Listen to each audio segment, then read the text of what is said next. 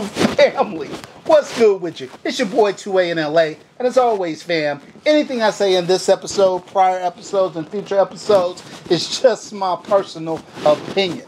Don't take it as fact. Don't take it as law. Do your own homework and come up with your own conclusions. All right? Right about now, fam, I'm going to ask you to go ahead and tap that like button for your boy. If you're new to the channel, I want to say welcome. Come on in. Join the congregation by slapping that subscribe button and tapping for all notifications. All right? And if you are an existing supporter of the channel, fam, I appreciate you more than you can possibly imagine. All right? Let's get this episode rolling. All right, fam. This episode, we are doing a review of one of my new favorite firearms. And of course, I am talking about the Maxim Defense PDX. And let me let you peruse. Can't stop me. Woo! Let me let you peruse this bad boy so you can see what it is all about, fam. What I'm going to need you to do is stop playing with your boy. That's what I'm really going to need you to do. Because look, fam, this PDX is sexy. Of course, we've got those Magpool flip-up sights. We've got that mod light on there. We've got the EOTech on it. We've got the custom mask. Look, fam, this gun is hot to death. Now, look.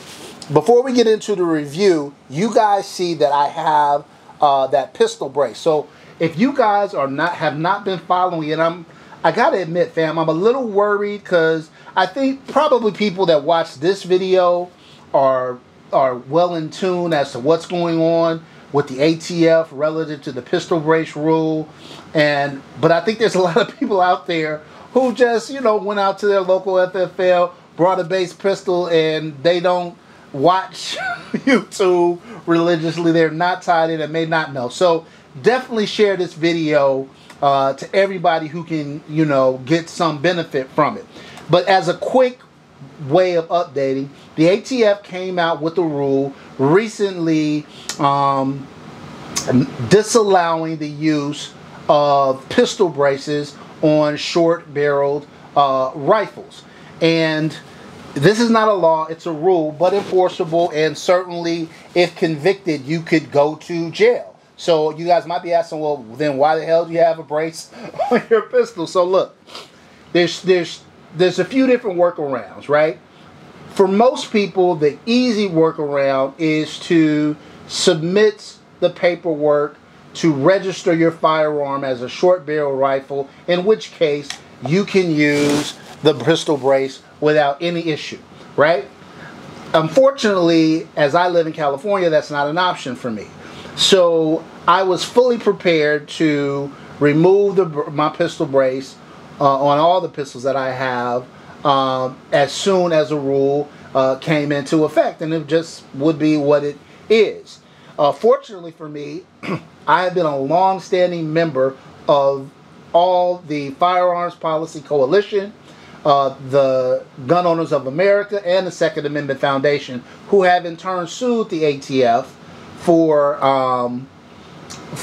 violations of the Second Amendment and have been granted injunctive relief against the rule. And so for the time being, I am still allowed to keep my pistol brace on. Now, I'm a firm believer in the rule of law. So however this comes out, whether the rule gets, removed or it stays, I will adapt accordingly. But for the time being, I do enjoy the benefit of injunctive relief relative to this firearm. And if that stay is lifted, or the 3 cases that are pending are lost, then I'll just run the pistol without a brace. It, won't be nearly as effective or probably as fun, but, it is what it is. I'm a law-abiding citizen, and for me, that's, breaking the law is just not an option, or breaking rules that have the effect of law is just not an option. So that's what's going on here. All right, fam. So let's get into the review. So if you guys have been watching my channel, you know I've come up with a new review system that's really designed to, because everything in life is relative, I want you to be able to compare this gun by this manufacturer with this versus this gun with this manufacturer. If I just say both guns are good, you don't know which gun is better. So I've come up with a point system, total points of 100, 50 being average. So a lot of points a lot of people who watch my reviews may think, oh, that gun is scoring low because it got a 70 or it got a 60 something. No, 50 is average. I'm from the Kevin Samuels school of rating, right? So I'm not overrating everything else just so the gun can appear better than it is. If you get a 50, that means you have a solid firearm. If you get into 60 to 70, that means you have a better than average firearm. You start getting up, in the 80s and the 90s, that means you have a very good to outstanding firearm. So it's very hard. I haven't reviewed the perfect gun yet. So it's very, very hard to hit that 100 mark. But yeah, fam, let's talk about the Maxim Defense PDX. All right, fam, so look, my system again is based on 100 points. We've got 10 different categories. Some categories you can get as high as 15. Some categories the maximum is 5, and a couple the maximum is 10. This is a performance-driven rating system, so let's jump into it. Starting off, fit and finish. Look, fam, Maxim Defense, who I've gotten really familiar with after attending SHOT Show for the past couple of years, I have been admiring their firearms for quite some time. The tolerances on this are very good. Man, fam, fit and finish is pretty darn solid. So we're going to reflect that in our rating, giving the Maxim Defense a 12 out of 15 points on fit and finish. Next up, reliability. Look, fam, we put a lot of rounds through this gun. I really haven't had any problems. The only problems I've had have been kind of directly correlated to the fact that I live in California, and when you have a pistol, it has to have a fixed magazine to it, and so there have been a little complications with that, but that's not the gun's fault.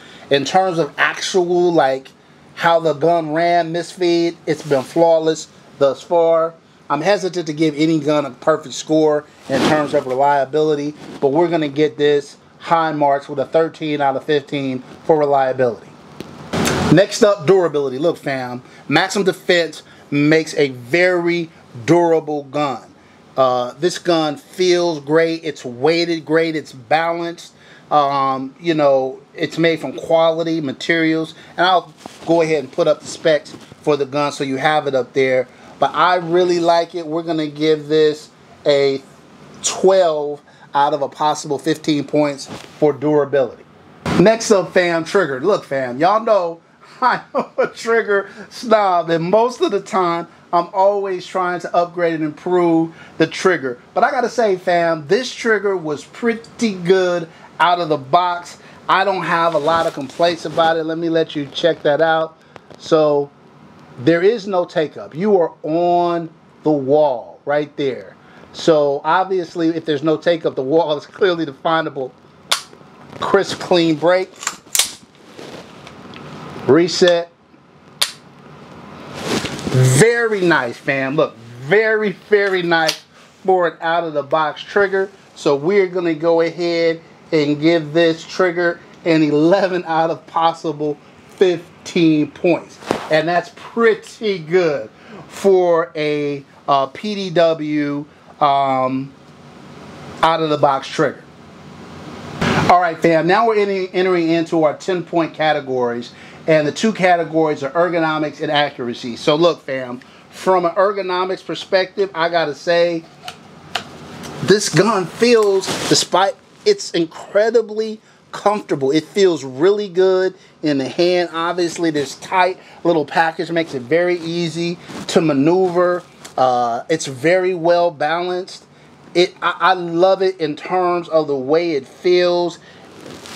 Look, fam, hard to beat the ergonomics of this gun, so we're giving this an 8 out of possible 10 points in terms of ergonomics. And I can tell you that after shooting this gun, it's incredibly accurate. I had zero complaints. And you know, when people think about like a short package like this, shooting a powerful round, this gun is chambered in 7.62 by 39, so AK rounds. It was surprisingly accurate, So we're going to go ahead and we're also going to give this a 7 out of a possible 10 points for accuracy.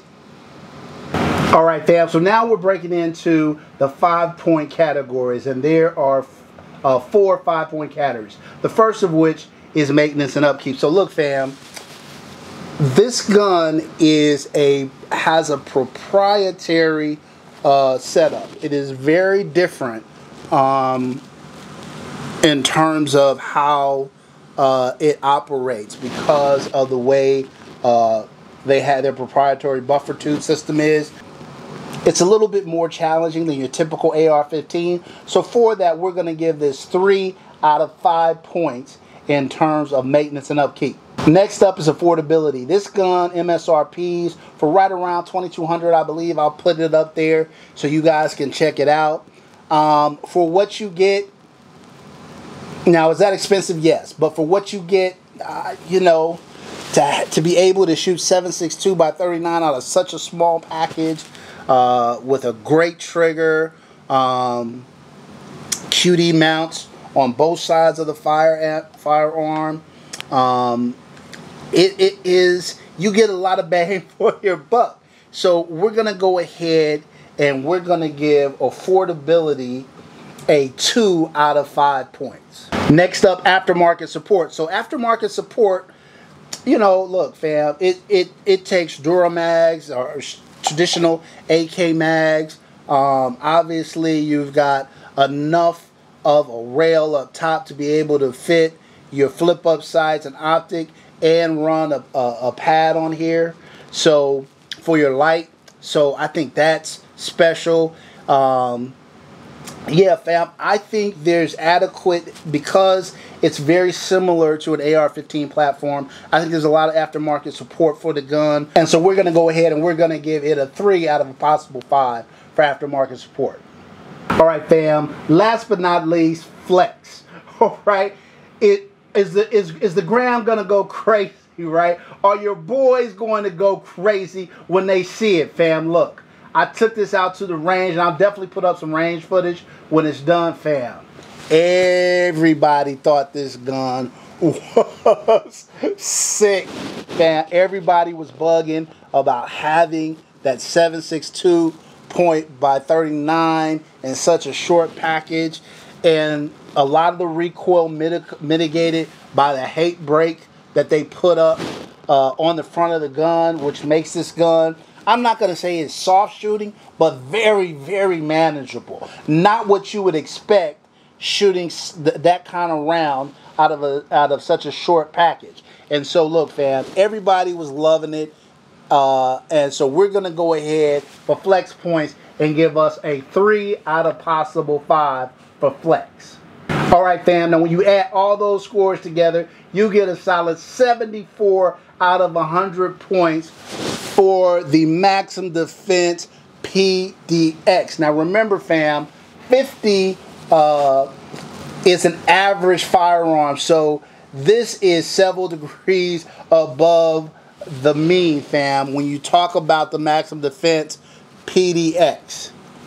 So if you've been on the fence about this, get off the fence, go pick you up one. Now, if you are in a state that allows short barrel rifles, like I said, you can register this as an SBR. If you are not a member of the Firearms Policy Coalition and Gun Owners of America or the Second Amendment Foundation, well, number one, what's wrong? Shame on you. Shame on you. If you are, then you have injunctive relief for the firearm until this mess is all sorted out. Obviously, if you buy it now, you run the risk, if you're in a state that you can SBR, of being without any kind of brace or stock on the rear of the firearm. Such is life. in the big city, as they say. But for right now, I'm enjoying it while I can. The Maxim Defense PDX, chambered in 7.62 by 39. All right, that's it for this episode, fam. Until next time, as always, take care of one another and peace.